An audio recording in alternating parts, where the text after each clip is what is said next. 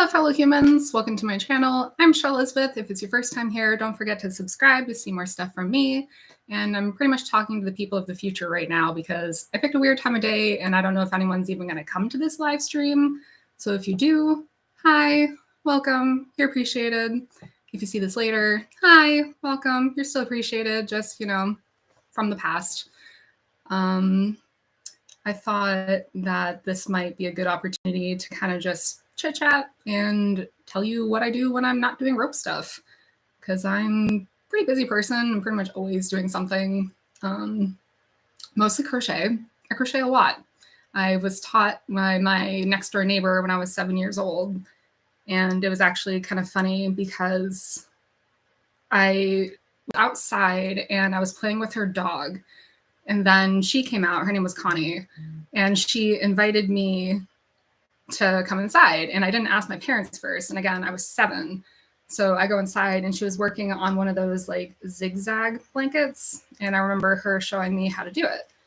And so we're doing that for a while, time goes by. And then eventually my parents come knocking on the door looking for me because they think I'm missing because they have no idea what happened to me. I just disappeared from the yard.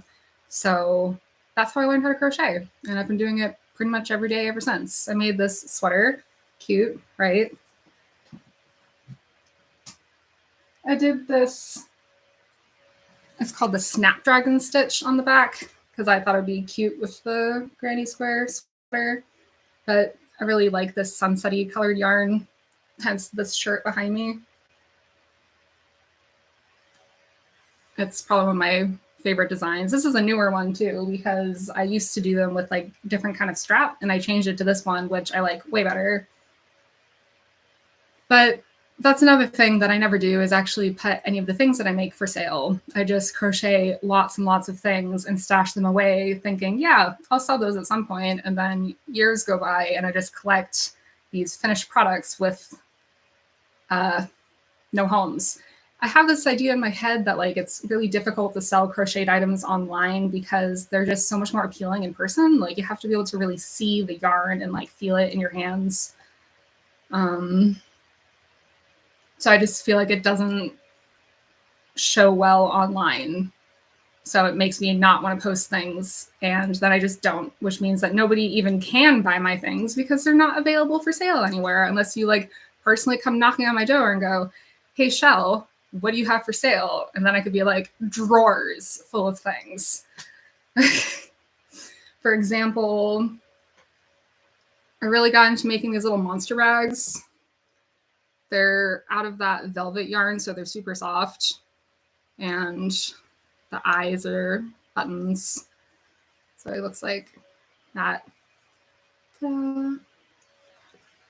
But it kind of was just like a thing that came to be because I was trying to crochet a pouch for some of these things, actually.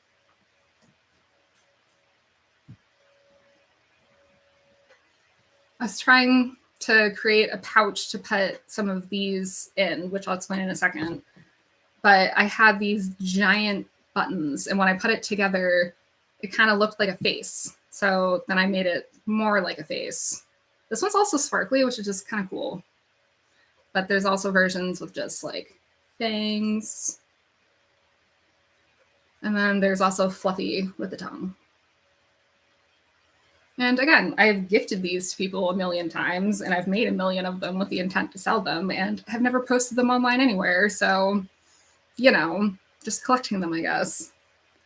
But these things. So inside is one of these little jars. So I wanted to have some of these I could just like keep in my purse, just like empty ones, because there's just times where like I want to collect something to keep when I'm out and about and I need something to put it in, something silly like cat whiskers that you want to collect. Where do you put that on your person so you don't lose it later? Tiny jar. But you can't just keep a tiny jar in your purse because it's going to break, right? Jar pouch. So it's actually 2 layers.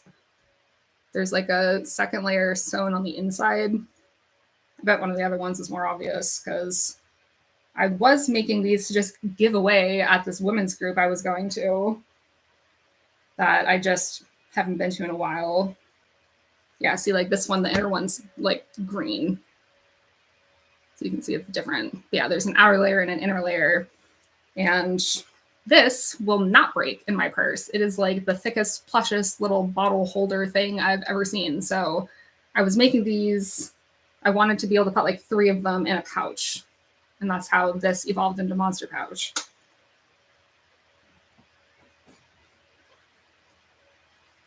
I also do amigurumi, little stuffed animals.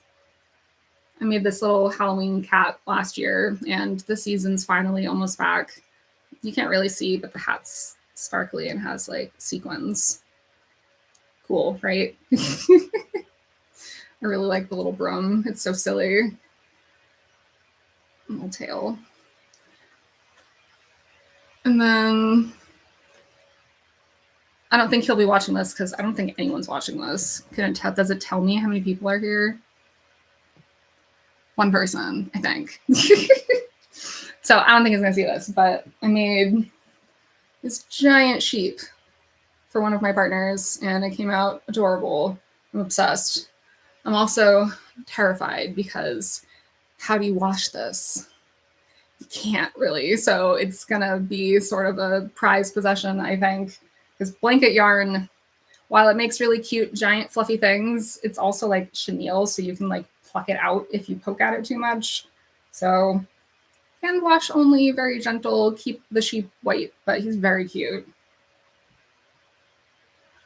And then another like yarn waster project that I like doing, I call them squish squares. It's just like squishy velvet yarn on one side. On the other side, it's a granny square with embroidered felt in the middle. And I have a stack of them that all just say you are loved right now, but sometimes I do other phrases too. But these ones are my favorites. But they're fun because you can just kind of squish them in your hands, kind of like a sensory thing. I invented these because I knew someone who was going through AA, and I wanted to make them something that they could like keep in their pocket as sort of like a like grounding tool. And like it said, I'm so proud of you. And I thought it was a really cute idea. And then I just kind of started using it as a way to use smaller amounts of yarn. And yeah, squish squares, again, I have a bajillion of them because they make really cute gifts. And I was intending to sell them, but are they posted anywhere? No. I even make these earring holders, which, because this is where that Snapdragon stitch that I put on the sweater, I fell in love with it doing these because it's just like a panel, like a little scroll, but you can hang the back of your earrings through the holes in it and just hang it on the wall to display all of your earrings, which is what I have downstairs, but mine's like different colors. You can't see on camera, it's sparkly yarn. I guess you can kind of see. But again, for sale anywhere? No. I'm hoping that showing you all these things will mean that, you know, someone actually wants them and it will inspire me to place them for sale. Things that, oh yeah. And then the shirts, right? There's like a whole stack of them. I've made a million of these things, and I've given a bunch away, and I've sold 2 or 3. So I have technically sold a couple of shirts, but I've never posted them online. I've just like posted them on my personal Facebook, and a few people have bought them from me from there. But I already showed you the sunsetty one. This was one of my cool designs that I really like. This black and white sort of.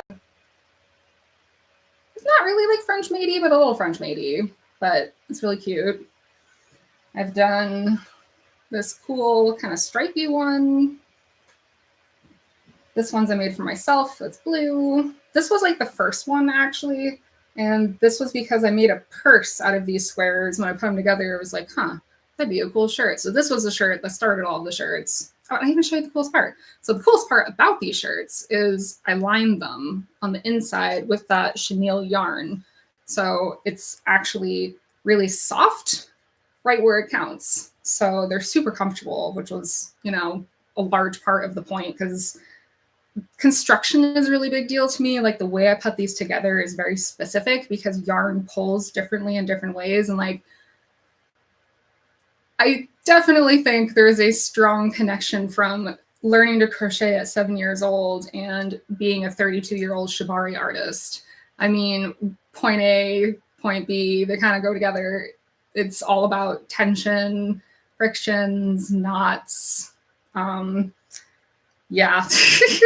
So admittedly, I think crochet brought me into shibari. Like, not kidding. But other shirts, I made this one for myself and I really like it. I'm really into this, like, it like doesn't even show on camera, this hot, hot pink yarn. Almost, you can almost see it, but also sparkly. Can you tell on camera? No. This one's pretty cool. This one is like this kind of fiery design. A lot of these I just kind of like found yarns that I liked and was like, what if I just start crocheting into a shirt? What's it going to look like? And just kind of like this one is cool, kind of like festival, bright colors. I thought this was interesting because it was like denim. It was like this cool denim colored yarn that, I don't know, I thought it'd be really cute with jeans. And then the like elongated version of that blue shirt is this one where you can actually see the sparkles pretty well in that dark blue yarn. This is probably one of my favorite shirts. I really like that, the light contrast. Ooh, the kite changed colors for a second there on me. I like that light contrasting, that part.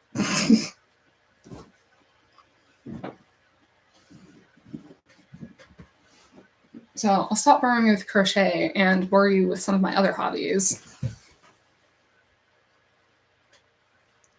This is my pitcher plant, who is doing surprisingly well. I kind of thought it was dead for a little while, but it's definitely coming back, even though it has a couple of pitchers coming. I don't have the best luck with the carnivorous plants. I really, really love them, and I think they're really, really cool, but my like one that I got maybe 6 or 7 years ago just died, and I was really sad about it because I've had that plant for a really long time. But this is my little baby backup that I've had for at least a little while now. I'm not sure how long, but you can see there's definitely some new growth up there. And then I also cook a lot, and I've gotten really into doing canning. Like I made this blueberry rhubarb jam back in June, as well as this lavender jelly that was really, really tasty because it's not super sweet. It's just like a little lemony and a little flowery, and it's really nice. And then my partner and I grew pickles. We grew cucumbers that we then pickled, and they came out pretty well. We didn't end up using any like actual recipes. We kind of just used some mixes that we already had. So like they could be better, but they're still pretty good. And then the other thing that I've been doing a whole lot of is baking sourdough, which I kind of like didn't get the whole sourdough thing until I started doing the whole sourdough thing. And now I understand the whole sourdough thing. So this is my sourdough starter. Her name is Unity, which, yes, is a Rick and Morty reference. And if you understand why, then kudos. But if you don't understand why, so Unity in the show is like a hive mind. So she like takes over other beings in a world. And so they are all Unity. And if you know anything about what a sourdough starter is it's this community of bacteria and yeast that you cultivate with flour and water. So hence the reference of unity, these all things living together into this one item. But of course, I found ways to bring crochet into my sourdough, because when you shape your sourdough and then you put it in a basket to proof, you want it to be like a basket, not a bowl, because the air flow helps create a better crust. And you can like buy these, what's it called, a banneton. You can buy them, and they're traditionally made of like reed with a linen liner. But I crocheted a basket out of cotton, and then went to Joann's and got my own 100% linen cloth and sewed little custom-sized towel. Yeah, kitchen towel. My own little kitchen towels from my own yard of linen that I bought, which I got to tell you, that was like the most boring sewing project I've ever done. If I have never sat down and just hemmed 6 rectangles in one sitting, and like with a sewing machine, that was tedious. Can you even fathom how awful that would be by hand? So I will be making more towels, but you know, maybe not 6 in one sitting. That was painful. I didn't even think to bring you like sewing projects to show. Oh, I have a cute thing I can show you.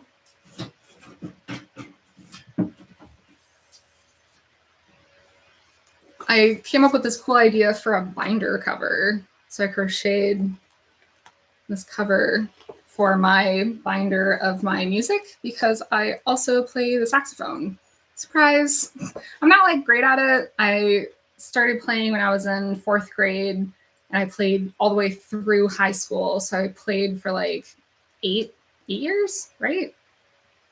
Hold on. So yeah, like 8 years. So I played for like 8 years in school, and then I didn't touch it for forever until last August when I finally, for my birthday, bought myself a tenor saxophone, because in school I always played an alto, and I always thought it'd be really cool to play the tenor, because like the tenor is the bigger one with the little curve in the neck, and I always thought they were cool because we only had like 2 of them in band, but we had like 15 saxophones. So I always thought the tenor was, you know, the elusive, like super cool saxophone. So I finally got myself one, and like it is really cool. Like I do think I might like it better than the alto, but I kind of want to get another alto because the one that I had needs work, and I don't know how much it's going to cost to fix it versus just getting something newer that's not going to have like rust and stuff, because it's just been sitting around for 14 years. I didn't touch it. But it was fun to get back into, and I haven't had much time this summer because I've been so busy with gardening, but it's going to be kind of my fall winter hobby again.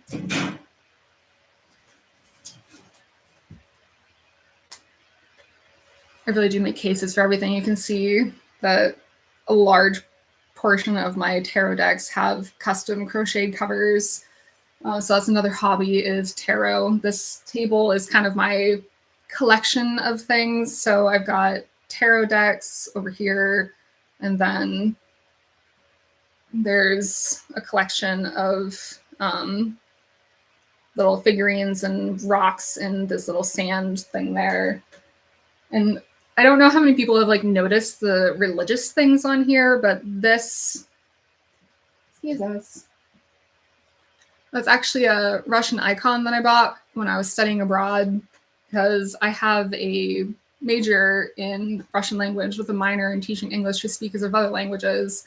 I thought that I wanted to teach English abroad when I was in college, and then I lived abroad, and I hated living abroad, so that kind of like didn't happen.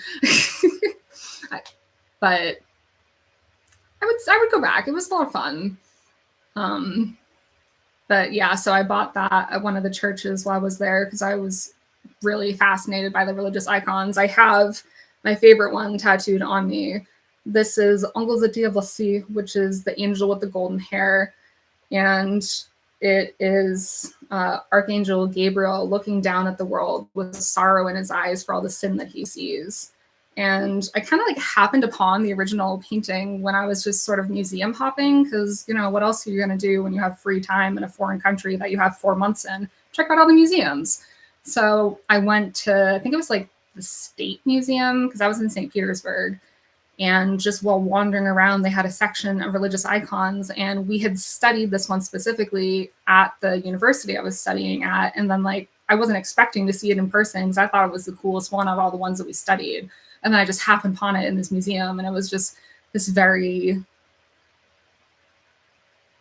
cool experience. So I decided to get that as my sort of Russia memorial tattoo. So there's a story behind that one, which if you've seen, I do have another video that I've posted of like my tattoo tour, which I've only gotten one new one since then that's not on there. I'm not going to show you right now because it's on the back of my thigh, and I don't feel like flashing YouTube at this moment.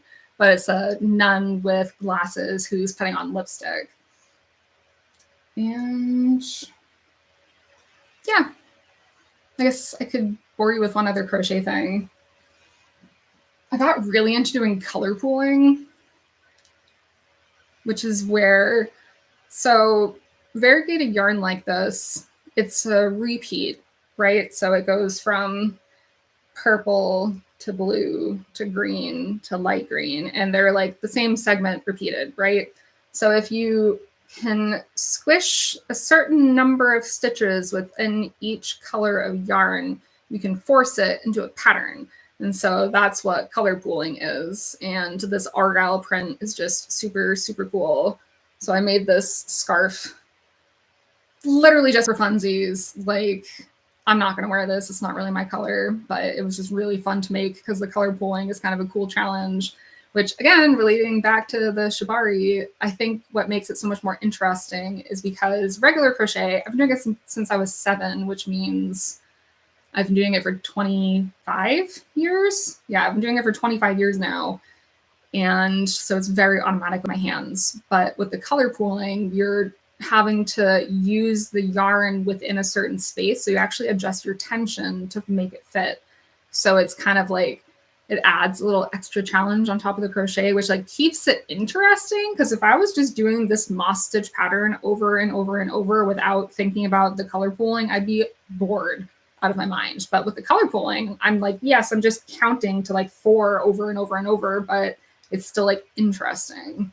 It's very meditative. Crochet is very relaxing. Like I joke about calling it stress crochet. When I'm stressed out, I'll crochet like super, super fast. I already crochet pretty fast. Like I made this in less than 24 hours. And this is huge. Yes, it is out of blanket yarn, which admittedly works out big, but I still did this in 24 hours and it uses like 2 full skeins of blanket yarn. That's absurdly fast. And that's not even me stress crocheting. Well, it was me determinedly crocheting, which is not the same as stress crochet. It's probably, 80% of the pace, we'll call it. Well, I think that's my spiel for you for now.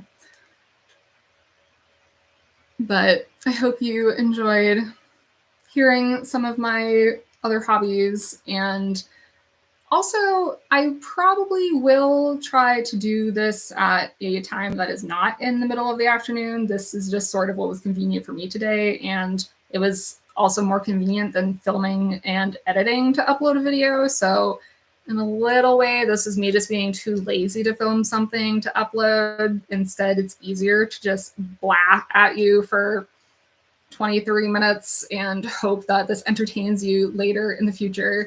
So if you have any actual questions that you wanted to ask me, feel free to ask them in the comments of this video and I'll either respond there or next time I will address them and give you a response that way. So I will see you next time. Bye.